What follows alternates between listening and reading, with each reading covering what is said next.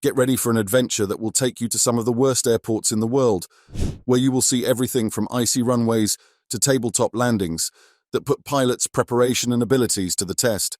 Come along for the trip as we dive straight in. Lukla Airport, Nepal.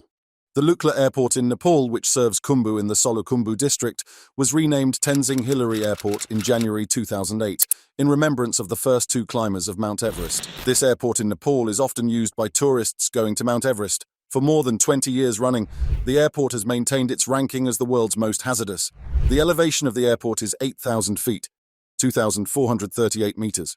The airport has very little power and very little in the way of contemporary air traffic control systems.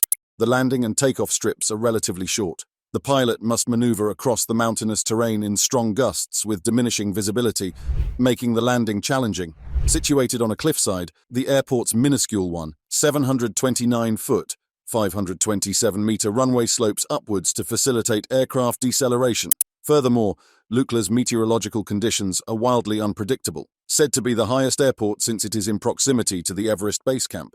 Because of its height of 2,860 meters, 9,383 feet, pilots must fly faster to compensate for the reduced air density. Courchevel Airport, France. The runway at this French airport is renowned for being the smallest in the world. The runway at Courchevel Airport, which is situated in the French Alps, is just 1,762 feet, 537 meters long, and features a sharp 18.6% uphill grade to aid in aircraft deceleration upon landing. The airport is surrounded by mountains because it serves travelers who want to ski in the Alps.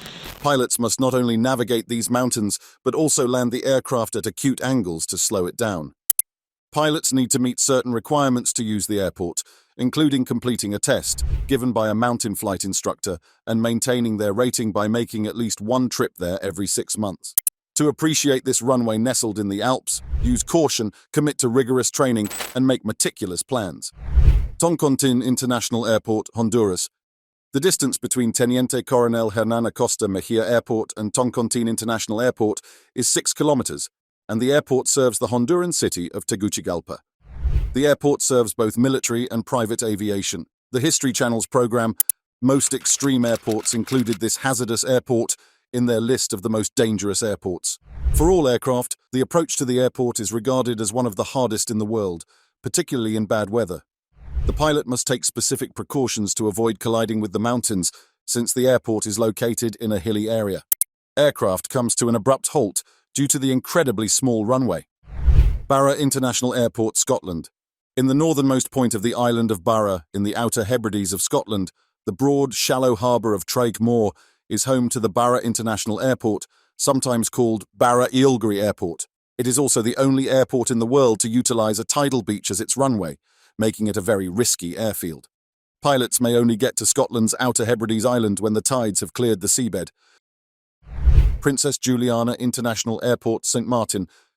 The primary airport serving the Caribbean island of St. Martin is Princess Juliana International Airport. Additionally, this airport is among the busiest. The aircraft passes over a road and a beach just before landing, hardly visible from the ground. This airport is one of the riskiest in the world, since it only has 7,000 feet of landing strip, while a standard or large-sized jet needs at least 8,000 feet. This airport requires landings over public beaches at a low enough altitude such that sunbathers get a good blast of wind and sand whenever a plane arrives. Despite appearances, Princess Juliana has never had a landing disaster. Madeira Airport, Portugal. The little island of Madeira is situated off the coast of the Portuguese Sea. The Madeira Airport, commonly known as Funchal Airport unofficially, is situated near Santa Cruz, 13.2 kilometers from the Funchal. The airport was renamed Cristiano Ronaldo International Airport on March 29, 2017, in commemoration of the renowned football star who was born on this island. This region, which is a relatively modest runway, was constructed with pillars to serve common purposes. The runway was once notorious for being too tiny, but it has grown over time. By 2000, it measured 2,781 meters, 9,124 feet, about twice as large as it did in the beginning. The island's severe weather makes landing and taking off very risky. Gibraltar International Airport, Gibraltar. The civil airport servicing Gibraltar, a British overseas territory, is called Gibraltar International Airport, also referred to as the North Front Airport. The 500-foot, 676-meter runway at this 1,939-built airport has water on both sides, forcing pilots to apply the brakes hard as soon as they touch down. The airport's runway crosses Winston Churchill Avenue, the busiest road on the island and the route that leads to the Spanish border, making it one of the world's most hazardous airports. Every time an aircraft takes off, the cars have to halt. To regulate traffic on the route, there are barriers and lights. Although it seems risky, the airport has an exceptionally high safety record. Since 1951, there have been no landing incidents. Phoenix Airfield, Ross Island, Antarctica. There are paved runways at the other airports in this list. However, pilots land on a runway composed of compacted snow at Phoenix Airfield, which was established in 2017 to enable access to the U.S. Research Center at McMurdo Station near the southern point of Ross Island. This creates a firm surface that won't quickly melt. In addition to the peculiar terrain, pilots must deal with weather that might change suddenly, and night landings without runway lighting during the 6 months of darkness that fall on the southernmost continent every year. Due to environmental concerns, Australia has decided against building a paved runway in Antarctica.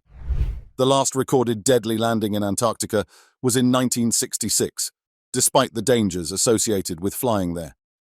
Kansai International Airport, Japan, 38 kilometers from Osaka Station in Japan, on an artificial island in the center of Osaka Bay, lies the Kansai International Airport, which is situated off the coast of Honshu. This airport, which was created by Italian architect Renzo Piano, is situated on a man-made island, since land is expensive and in short supply in the nation. Kansai, which opened on September 4, 1994, was the perfect way to reduce congestion at Osaka International Airport. Currently serving primarily domestic flights, the Osaka International Airport is located closer to the city of Osaka. The airport is subject to several risks, including earthquakes and cyclones due to the man-made island known as Kansai, which is 4 kilometers long and 2.5 kilometers broad. However, they are not the only issues.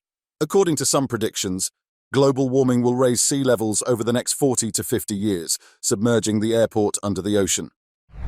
Ice Runway, Antarctica. The U.S. Antarctic Program's primary runway is located at Ice Runway, Antarctica. The runway can accommodate big and medium-sized aircraft. The issue, however, is that there isn't a true runway. The planes touch down on well-manicured ice and snow. To prevent accidents, the planes must softly land to ensure that no cracks emerge on the asphalt road. While flying may be quite safe, accidents sometimes happen.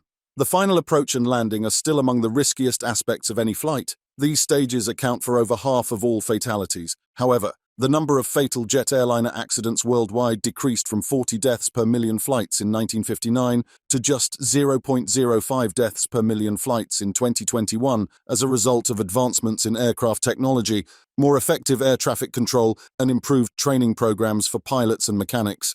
Airlines provide pilots with a lot of information about airports that have difficulties and demand that they study it before flying to such airports. In some situations, airlines even demand that pilots undergo specialized training to land at certain airports. Have you been to any of these airports, or do you intend to visit any shortly? Post your ideas in the comments section. Please remember to subscribe to our channel, like and share our content, and join our expanding community of aviation enthusiasts. I'll see you in the next videos.